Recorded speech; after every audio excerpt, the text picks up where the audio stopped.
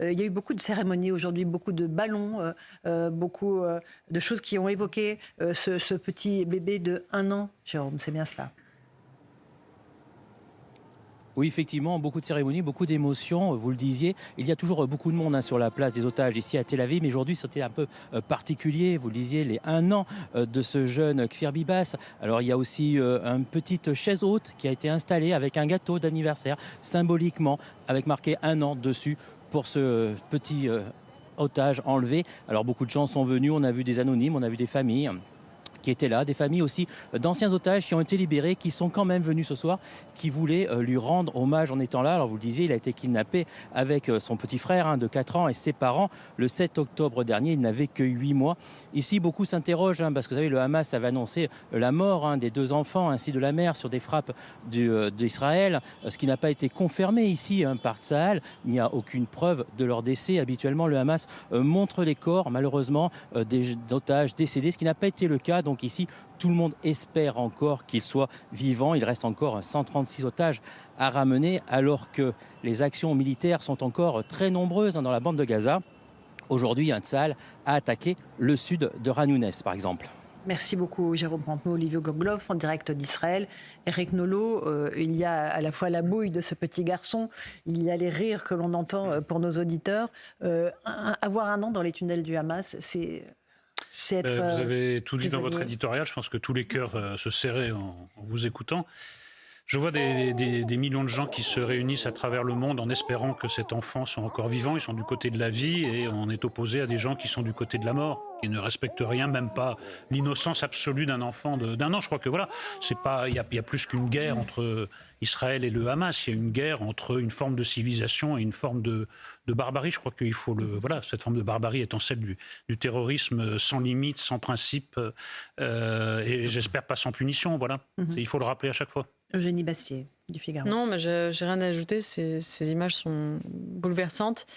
Et je crois que tous ceux qui condamnent la violence de la riposte israélienne, qui évidemment est épouvantable à certains égards et peut être critiquée, devraient d'abord, en préalable, demander au Hamas de libérer cet enfant. Si le Hamas libérait cet enfant, peut-être qu'Israël aurait moins de cruauté dans sa riposte. Et Louis Dragnel. Je rejoins globalement ce qui a été dit. Enfin, j'ai rien à ajouter par rapport à ce qui a été dit. Enfin, moi, je ne sais pas quoi dire tellement c'est abominable. Céline Pina. En fait, le problème, c'est que quand on entend cet enfant rire, on entend les enfants qu'on a eus, on entend... Il n'y a rien de plus similaire que les rires d'enfants, donc ça fait remonter tellement de choses. Et ça fait remonter surtout la perte de notre innocence, parce qu'on a été d'une telle naïveté. Plus jamais ça, on y a cru. On y a même cru après le 7 octobre en se disant, c'est tellement atroce tout ce qui s'est passé qu'il va y avoir un élan de solidarité. Et ce qu'on a vu exploser, c'est l'antisémitisme. Donc en fait, aujourd'hui, on est face au retour de l'inhumanité, au retour de... finalement, on a mythifié notre combat contre le nazisme, on en a fait un combat pour la liberté. Au nom de ça, on a mis ce plus jamais ça en disant on a franchi un palier dans l'humanité, il y a des choses que l'être humain ne refera plus. C'est pas vrai, on n'a franchi aucun palier. Et en fait, quand je vois cet enfant, je me dis, est-ce qu'on est du côté de l'innocence? Est-ce qu'on est vraiment en train de le protéger? Ou est-ce qu'en fait, en refusant de se battre contre la bête, en refusant de se tenir à côté d'Israël, est-ce qu'on n'est pas en train de montrer que finalement, plus jamais ça, on s'en moque et perdu? Bien sûr. Et moi, j'arrive pas à m'en remettre. Le 7 octobre, ça a brisé quelque chose et je ne sais pas comment on peut se remettre de ça. Quand on a cru profondément qu'on avait gagné la Deuxième Guerre mondiale, en fait, on ne l'a pas gagné. Jean-Sébastien Ferjot. Comme le disait Céline Pina, je pense qu'en tant que parent, peut-être que rester sans voix face à ces images-là, face à tous les enfants, parce qu'il y a effectivement ces 2 enfants qui sont encore otages, mais tous ceux aussi dont la vie est perturbée en Israël parce qu'ils sont déplacés, tous les enfants évidemment palestiniens qui sont victimes aussi de ce conflit qu'a initié le Hamas. Et moi, ce qui me frappe, c'est l'inversion de valeur à laquelle on assiste sur la scène internationale, en termes de droit international, d'ordre public international, avec ce procès qui se mène à l'heure actuelle contre Israël à la Cour internationale de justice de La Haye, avec l'Afrique du Sud qui a engagé une procédure pour faire condamner Israël pour génocide génocide. Alors Stéphane Séjourné, aujourd'hui le ministre français des Affaires étrangères, ou hier, a dit que le cas échéant, la France ne respecterait pas les conséquences d'une éventuelle décision de condamnation d'Israël, mais je crois que c'est le piège aussi, parce que quand derrière ce conflit-là, je ne parle pas du Hamas qui joue sa propre partition, mais quand on voit la manière dont les États autoritaires, en quelque sorte, se sont rangés derrière aussi le Hamas, c'est un piège pour l'Occident et qui renvoie à l'ordre international de 1945. Parce que veulent-ils nous dire ? Ils veulent nous dire, regardez, pourquoi pourquoi exigez-vous de nous que nous respections le droit international, puisque de vous-même, vous dites que vous ne le respecterez pas si Israël était condamné. Et c'est le piège absolu. Et il faudra bien trouver une réponse, parce que nous ne sommes plus dans le monde d'après 1945, nous ne sommes plus non plus dans le monde d'après 2001, où il y avait une espèce de domination occidentale, de Pax Americana, et il faut que nos cadres intellectuels, nous les adaptions, parce que sinon nous allons subir ces inversions de valeurs dont témoigne le fameux procès à La Haye. Louis Dragnel. Je suis d'accord avec ce qui vient d'être dit, parce qu'en fait, on pensait être fort avec les critères d'autrefois. En réalité, on est extrêmement faible. Emmanuel Macron parle de réarmement, maintenant c'est un peu le mot-clé, sorti un peu à toutes les sauces. Mais je pense réellement qu'il faut se réarmer moralement, peut-être pas avec le réarmement dont parle le président, mais un véritable réarmement. C'est-à-dire qu'il faut changer tout le logiciel. On ne peut plus fonctionner et vivre en se disant, on est fort en disant, vous n'aurez pas ma haine. C'est plus possible. On ne pourra plus pleurer avec des crayons et des trombones. Oui. Tout ça est devenu absolument pathétique, anachronique par rapport aux enjeux du moment. Parce qu'en fait, en face, c'est des vrais méchants. C'est pas des gens qui se disent, ah zut, il y a une manifestation avec 1 million de personnes à Paris, donc on tremble. Non. Maintenant, c'est du concret, c'est du tangible.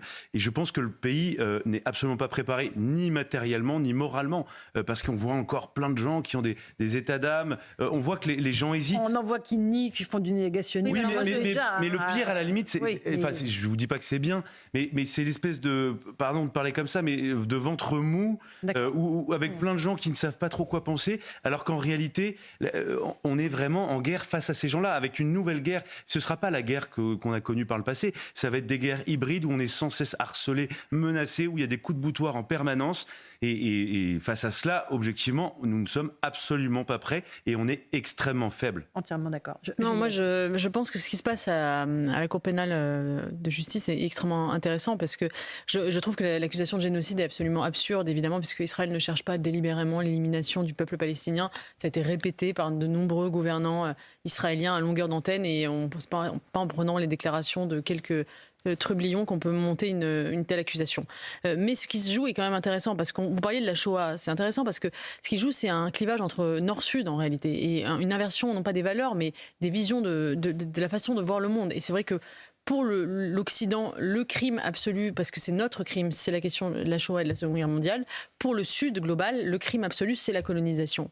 Et ce procès qui est fait à la Cour pénale internationale, c'est le procès de la colonisation. Pour eux, le crime absolu, c'est ça. Et effectivement, chacun a ses victimes, chacun a ses enfants. Nous, on compatit, on a le cœur serré en voyant cet enfant israélien, mais sur toutes les télés du Sud global, ce sont des enfants palestinins, des cadavres d'enfants palestiniens qui sont montrés. Et c'est ça qui est troublant aujourd'hui, c'est qu'il y a une dissociation totale des empathies, des visions du monde, et en fait, elles sont irréconciliables, ces visions du monde. Alors, tous en même temps. Et ça, il faut vraiment le prendre en compte et le réaliser. Elles sont irréconciliables. C'est vrai, mais sauf qu'au Soudan, il y a un génocide, et la seule chose qui excite tout le monde, c'est de taper sur Israël. Parce qu'en revanche, au Soudan, ou ce qui se passe au Yémen, les mêmes n'en ont rien à faire. Il n'y a pas de colonisation, entre guillemets, ce qu'ils considèrent comme de la colonisation. Mais justement, alors, Jean-Sébastien, un petit mot. Eugénie, que vous tombez dans un des pièges, justement, d'une rhétorique anti-occidentale. C'est comme ça que les imaginaires se construisent. Non, mais c'est vrai, le constat est juste. Non, ça, c'est un discours qui s'adresse à nous. Des colonisations, il y en a d'autres. Des colons javanais que l'Indonésie installe en Papouasie occidentale. Il y en a des colons marocains qui s'installent au Sahara occidental.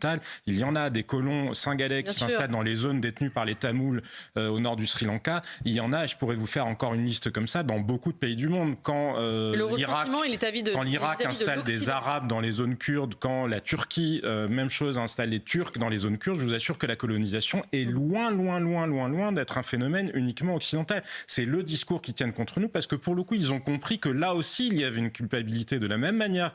Et vous avez d'ailleurs commencé par là. Vous disiez que nous avons une culpabilité culpabilité vis-à-vis de la Shoah, ça parle certainement, effectivement, l'Occident. Eux, ils l'ont pas. Non seulement, mais ils ne l'ont l'ont pas pour la simple et bonne raison que justement, ils ont assez peu de culpabilité et de mise en perspective de leur propre histoire. Parce qu'ils jouent sur les deux cordes. Probablement d'ailleurs que la culpabilité de la Shoah, elle parle plus à la droite et que la culpabilité de la colonisation, c'est ce qui mobilise plus les milieux intellectuels de gauche en Occident. Mais ça reste des manières de jouer sur le clavier de nos sentiments de culpabilité. Eric, le dernier mot. Oui, mais justement, il ne faut pas oublier une dernière pièce du puzzle, c'est l'extrême gauche européenne et l'extrême gauche française, qui eux ne sont pas du Sud, mais qui instrumentalisent.